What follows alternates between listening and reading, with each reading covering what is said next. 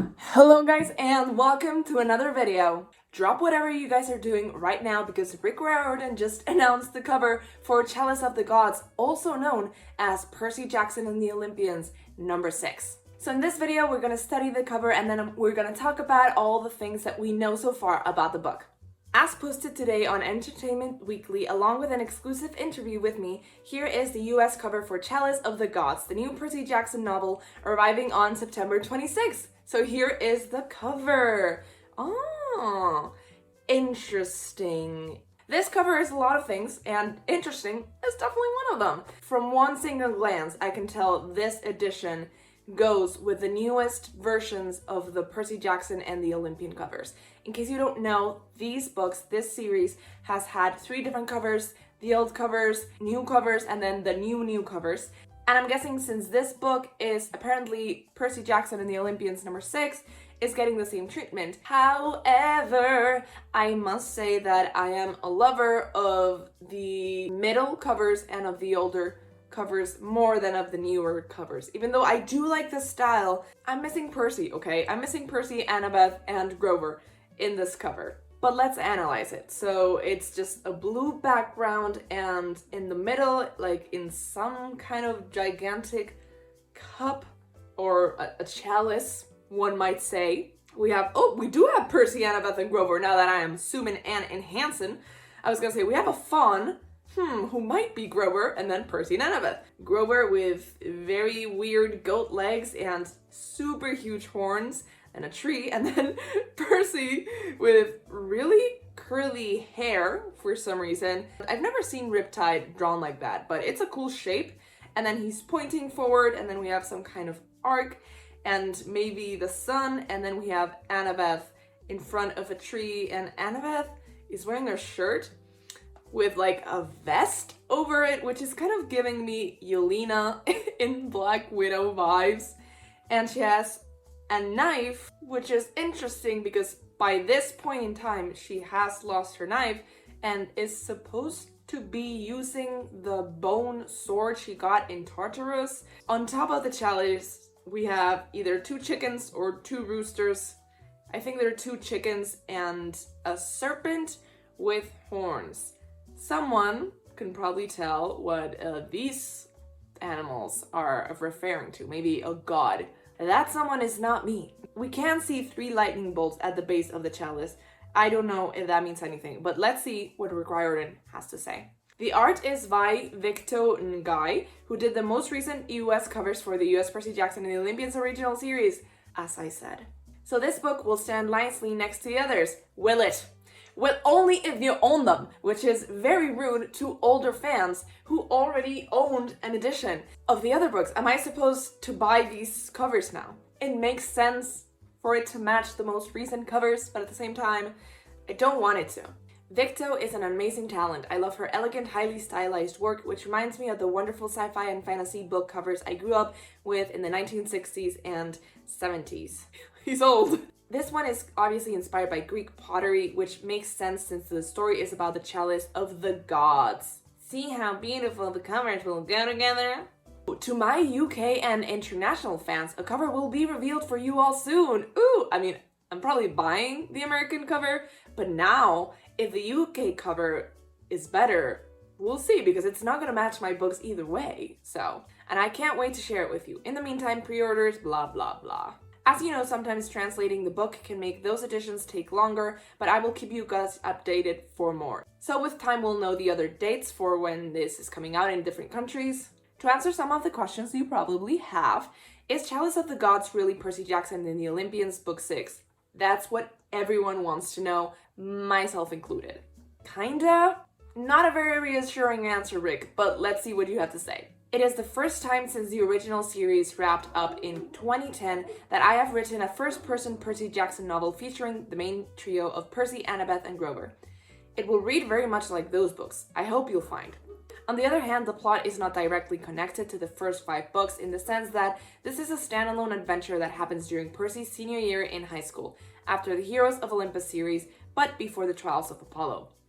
I have tried to write it with a variety of different readers in mind. You don't necessarily have to have read every book in the Heroes of Olympus series to enjoy Chalice.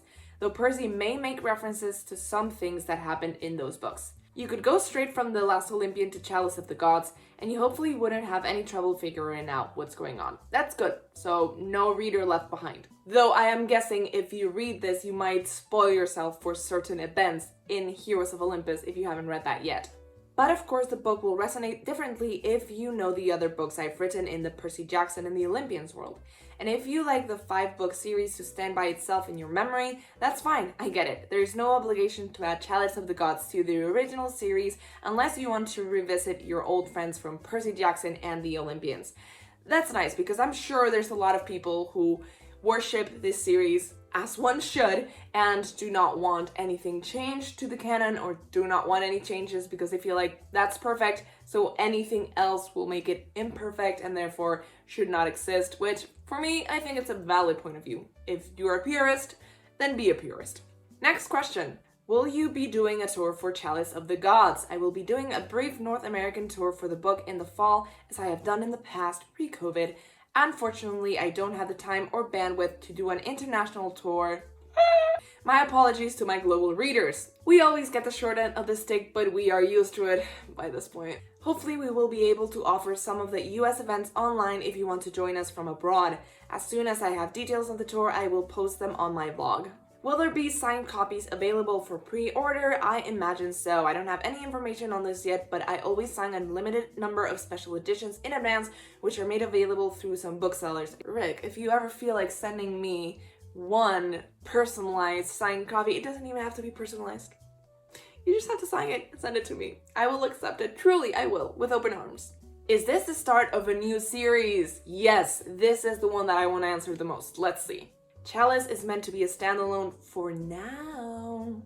It was originally one of 3 ideas I had for Percy's senior year adventures, so it's possible I could write the other 2 at some point in the future. I do believe that if we get greenlit for Percy Jackson Season 2 and Disney+, we will be getting another one of these books because this is clearly a marketing strategy to keep the fans interested and to keep the fandom very much alive.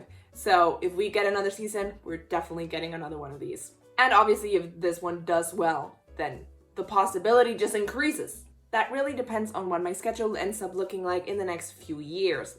Obviously that contributes. Yeah. As you probably know, the film and TV adaptations have been consuming a great deal of my time over the last 2 years. Let's not forget that The Red Pyramid is also being adapted into a Netflix movie.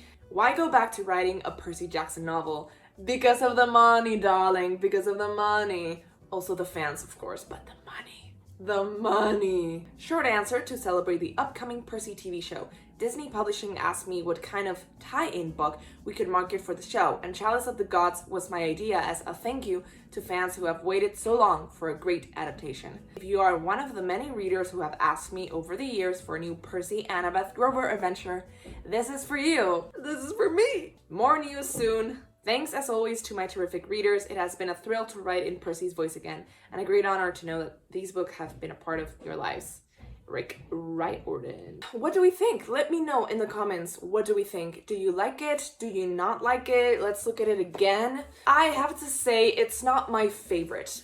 And specifically comparing it to the last announcement, the last cover announcement we had, which was the Solange look. As you know, that is the co-official title of the book next to the sun and stars. Just comparing these 2 covers, the Solange look one just screams Percy Jackson to me, because there's 2 people clearly shown on the cover and the background is something that happens in the book. I feel like fans as a whole associate this kind of cover style with the series much more than this one, which is much recent. I don't know if it's been out for like a couple of years at most, and most fans are not that recent. If they own this, it's either because they just got into the series or because they collect editions. So even though logically I know it makes sense to tie this with the latest edition of the books, I believe that most readers who are older fans and have older editions would have appreciated a book that could tie in with the older style, but was its own thing at the same time. I think I've been pretty honest since the beginning that I'm a bit on the fence about this book. I am excited that it's going to exist in a sense, But at the same time, I am scared because even though I'm not a complete Percy Jackson and the Olympians purist, it's my favorite series, and I don't want to get a book that is going to disappoint me. So I am scared because the last couple of books that we've gotten from Rick Riordan, I have liked and I have enjoyed, but I haven't loved. You know, nothing has gotten near to that feeling that I got when I read Percy Jackson and the Olympians for the first time. And I know I'm never going to get it again, so it would be unfair to anything that Rick publishes from now on to try to compare it to that. But at the same time, I'm always chasing that sensation and that love for the first series. So while I am excited, I am scared and doubtful, but also hopeful. So there's a lot of mixed emotions in there. Final opinion, it's a good cover. I like it. And I really enjoy the fact that Percy, Annabeth, and Grover are all featured on the Chalice, and we had never gotten a cover with the main trio before. So that's great to see. I just wish it had been accomplished in some other way. It's a weird thing, like I like this style, I really like it, but I just don't like what they choose to put on the cover. That's exactly it. I really like this style and I like the colors. I think there's so much potential, but I just don't like what they choose to display on the cover. That's it. Those are my thoughts. Please let me know what you think down in the comments. Leave a like if you like this video, and please subscribe if you haven't already. Click that bell button to get notifications every time I post a new video. I post videos just like this every single Friday. The fanfiction video will be up next week. I'm sorry for those who were watching it and then I privated it again, but it is coming. I guess I'll see you guys next time. Bye!